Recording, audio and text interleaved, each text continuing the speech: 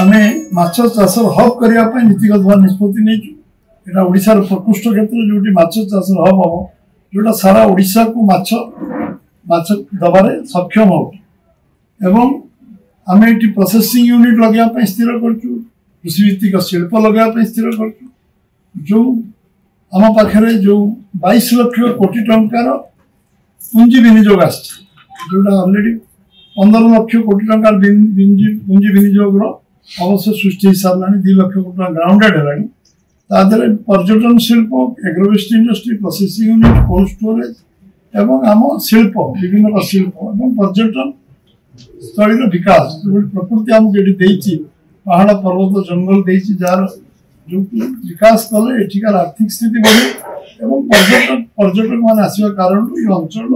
Development बहुत विकास हो पार गुरुत्व आम मेडिसिनल प्लांट आम सुना बेले नंगल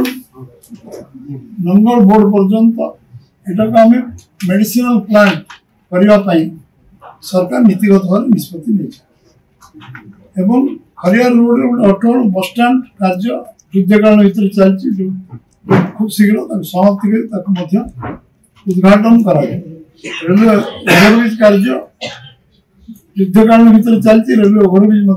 संपूर्ण हो भी जाऊँ एवं आमर खरियार रोड 4 लाइन रोड करने नीतिगत भाव निष्पत्ति लिया।